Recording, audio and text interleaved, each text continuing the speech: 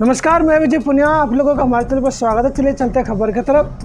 प्रधानमंत्री मोदी ने जनता से 2 बार अपील की है कि आप लोग जो है पेट्रोल कम खर्च करो, डीजल कम खर्च करो, गैस कम खर्च करो, खाने पीने का जो तेल होता है उसका इस्तेमाल कम करो और जितना हो सके पुलिंग का इस्तेमाल करें। मतलब साथ वाली गाड़ी जो जैसे एक गाड़ी में 4 लोग जा सकते हैं, इस तरह से एक दूसरे का सहारा लेके अपने अपने डेस्टिनेशन स्थान पर पहुँचे। ये प्रधानमंत्री जी की अपील। और साथ में ये भी कहा कि 1 साल तक सोना भी ना खरीदे और सोने का शादी ब्याह में सोना ना कर दे। इस तरह की जो अपील थी प्रधानमंत्री मोदी जी ने की है और इस पर चर्चा बिल्कुल गर्म है। लोग जो है बातें कर रहे हैं, अपने अपने विचारधारा प्रधानमंत्री मोदी जी की सलाह पे रख भी रहे हैं। मीडिया में खूब डिबेट चल रहा है। जो गोदी मीडिया, जो मेन स्ट्रीम मीडिया, वो दबादब जो है फ़ायदे गिना रहा है कि प्रधानमंत्री मोदी जी ने जिस तरह से देश से अपील की उसी तरह से प्रधानमंत्री जवाहरलाल नेहरू ने भी एक बार अपील की थी, लाल बहादुर शास्त्री ने भी की थी, इंदिरा गांधी ने भी की थी। तो इस तरह की बातों को उदाहरण के तौर पर मीडिया में बताने की कोशिश की जा रही है कि प्रधानमंत्री मोदी जी जो है देश के नाम जो संदेश दिया और उन्होंने एक जनता से अपील की कि आप इसका इस्तेमाल करें क्योंकि देश में पेट्रोल की, डीजल की कमी है और हमारी विदेशी मुद्रा जो है बाहर ना जाए। ये इस तरह से मोदी जी ने अपील की है। लेकिन सब विपक्ष जो है लगातार एक ही सवाल उठाने लग रहा है कि भाई मोदी जी को 2 महीने के बाद यानी चुनाव के बाद जब से युद्ध शुरू हुआ उसके बाद जो है ये चीज़ें याद कहाँ से आई। ऐसे माहौल में ये चीज़ें अब जो है ये बातें क्यों बोली जा रही है, जबकि ये वाली बातें 2 महीने 2.5 महीने पहले भी बोल सकते थे।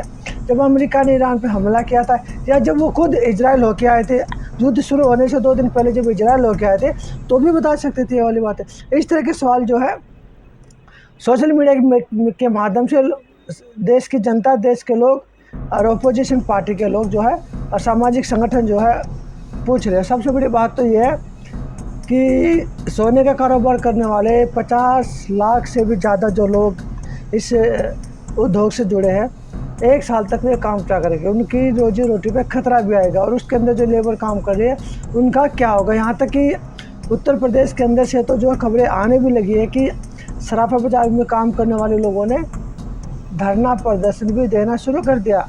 तो चलिए ट्वीट पे चलते हैं। अब जनता की सलाह सुन लीजिए। बीजेपी अपने सांसदों की 50% सैलरी कम करे, वीआईपी खर्चे घटाए, मंत्रियों की सरकार ऐश कम करे। जब जनता का 40 करोड़ बीजेपी के डिजिटल बिल के अपनों पर खर्च हो सकता है तो सांसदों के पैसों से गरीब का चूल्हा भी जल सकता है। ये विपक्ष जो है सवाल मोदी जी से पूछ रहा। अब देखिए स्क्रीन पे इस महाशय जी को, ये बने हैं बिहार के नए शिक्षा मंत्री। बिहार के झाड़ू फूक वाले शिक्षा मंत्री मिथिलेश तिवारी कह रहे कि बीजेपी सरकार में लड़कियों को शिक्षा की ज़रूरत क्या है, यानी कि लड़कियों को पढ़ने की ज़रूरत क्या।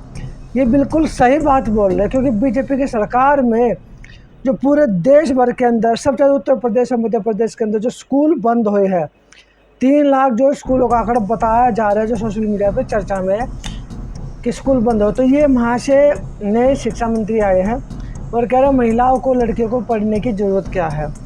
मोदी जी नारी शक्ति वंदन की बात करते हैं, नारी शक्ति वंदन की बात मोदी जी करते हैं, तो इनको पढ़ने की ज़रूरत क्या है। इसलिए लड़कियों को स्कूल जाने के बजाय घर में ही रहना चाहिए। शिक्षा मंत्री की कैसी घृणित सोच है, मतलब शिक्षा मंत्री की कैसे। कई लोगों ने ये भी बताया कि जो मंत्री मिथिलेश तिवारी जो शायद वो स्कूल भी नहीं गए। कईयों का सोशल मीडिया पे लोग भी बात करते, तो इनके भी विचार भी सुन लिए। मेरा कहने का मतलब है जरूरत क्या है एजुकेशन की, जरूरत क्या है एजुकेशन, और उन बेटियों को क्या जरूरत है सड़क पर आने के भाई, जब नारी शक्ति बंधन के लिए मोदी जी खड़े हैं। सुन लिया आपने इनके विचार को। ये कैसे सोचते हैं लड़कियों के बारे में कि भाई लड़कियों को जो है स्कूल जाना ही नहीं चाहिए। अगर इस तरह के मंत्री होंगे तो देश का बेड़ा गर्क ही होना रह गया है।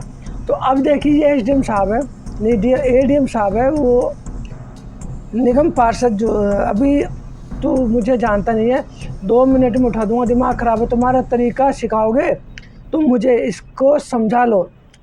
नगर निगम की बदहाली के खिलाफ प्रदर्शन करने पहुंचे लोगों के साथ पार्षद को, निगम पार्षद जो है नगर निगम के कर्मचारी के साथ धरना प्रदर्शन करने गए थे। तो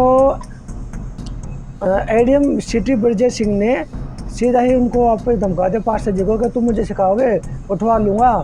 इस तरह की धमकी एक एडीएम यानी कि आईएएस ऑफिसर जो है इस तरह की धमकी जो पार्षद को दे रहा है, ये उस पार्षद को दे रहा है जो पार्षद जनता की वोट के द्वारा चुन के आते हैं। जो जनता ने वोट देके जिस पार्षद को चुन के भेजा उसको ये ऐसे धमका रहे हैं। तो देखिए भी इनकी वीडियो को भी। मुझे क्या दिक्कत हो गई आप अभी मुझे जानकारी नहीं है। 2 मिनट में क्या सिखाओगे मुझे तुम?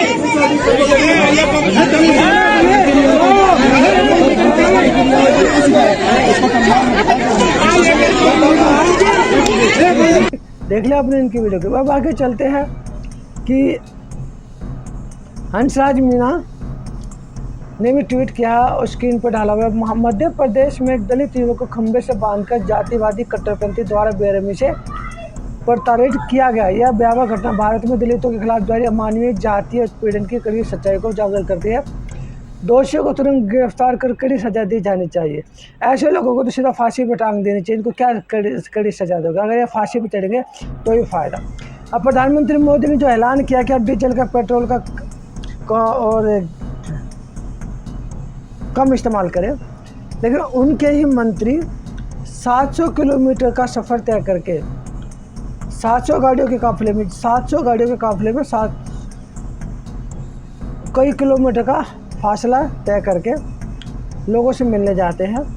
प्रधानमंत्री जी ने सोना विदेश यात्रा से लेकर यात्रा तक में किफ़ायत की बात कही है कि सलाह दी है। ये मध्य प्रदेश में पाठ्य पुस्तक निगम के नए अध्यक्ष ज़्यादा नहीं, उज्जैन से भोपाल बस 700 गाड़ियों के काफिले में आए। उज्जैन से भोपाल तक आए थे, जो जिसके 700 गाड़ियों का काफिला चला था।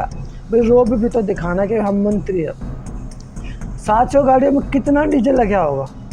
अगर एक गाड़ी में 1 लीटर डीजल लगा तो 700 लीटर डीजल तो ही होगा। लेकिन गाड़ी की एवरेज जो है 12 किलोमीटर 15 किलोमीटर की होती है। तो सोचो कि आप कितना डीजल इस में लगा होगा। सब मान के अगर 5 लीटर भी लगा होगा तो 5 7 पे 3,500 लीटर काफिले में ही अपनी शान दिखाने के लिए पेट्रोल को फूंक दिया। तो ये प्रधानमंत्री की बात को क्यों नहीं मानते? जो अध्यक्ष है मध्य प्रदेश में पाठ्य पुस्तक निगम के जो अध्यक्ष है, इन लोगों को सबसे पहले तो मोदी जी की बात माननी चाहिए और सलाह जो है जनता को दी जाए। मोदी जी को इन पे एक्शन लेना चाहिए कि बस 700 गाड़ियों के काफिले को लेकर क्या दिखाने गए थे। या तो एक गाड़ी लेके चली थी, नहीं तो ट्रेन पकड़ के आप जा सकते थे और अपना जो भी काम करना था कर सकते थे। लेकिन मोदी जी है तो मुमकिन है, क्योंकि मोदी जी की सलाह लोग मानेंगे। लेकिन उनके मंत्री जो है वो तो अपना रोब भी दिखाएंगे।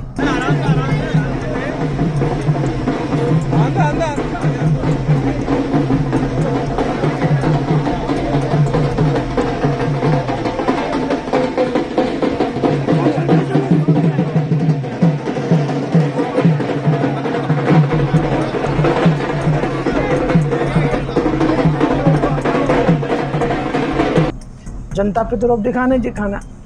चंद्रशेखर आज़ाद ने प्रशासन से सीधा सवाल पूछा, 3-4 साल का एक भी ऐसा सबूत दिखा दो जहाँ किसी दूसरे समाज पे इस तरह लाठीचार्ज हुआ। चंद्रशेखर ने जो मुद्दा उठाया, जो दलितों पर जो अत्याचार होता है, जो पुलिस उस पर लाठीचार्ज करती है, उस मुद्दे को इन्होंने उठा के 3-4 साल में एक भी ऐसा दिखा दो जहाँ पे आपने जनरल कैटेगरी के लोगों पर लाठीचार्ज किया और उन्होंने प्रोटेस्ट किया। ऐसा मुद्दा दिखा दो। चंद्रशेखर आज़ाद जो है पुलिस वालों से पूछ रहे, हर बार निशाने पर सिर्फ दलित समाज क्यों आता है?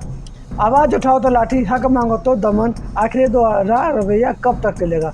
ये दलित समाज के लोगों को जागना चाहिए कि वो किस पार्टी को वोट देते हैं और किसको वोट देती है, किसका झंडा उठाते हैं और किसके खिलाफ उठाते हैं। जब तक दलित समाज बहुजन समाज इन बातों को नहीं समझेगा तब तक उन पे ऐसे ही लाठियाँ पड़ती रहेगी। रोजगार मांगोगे तो लाठियाँ पड़ेगी, टीचर की नौकरी मांगोगे तो लाठियाँ पड़ेगी, अपने हक की आवाज़ उठाओगे तो लाठियाँ पड़ेगी, किसान आंदोलन करेगा तो उनके पे लाठियाँ पड़ेगी, अगर अपनी सैलरी बढ़ाने के लिए आवाज़ उठाओगे तो लाठियाँ पड़ेगी। ये सारे बहुजन समाज के लोग हैं जिन पर लाठियाँ पड़ती है। तो बहुजन समाज को खुद सोचना चाहिए कि हम किसको वोट देते हैं और हमारे साथ क्या होता है। तो जब तक वो खुद नहीं सोचेगा तब तक इन पर अत्याचार ऐसे ही होता रहेगा। तो ये थी आज की खबरें जो मैं आप लोगों के लिए लेके आया था।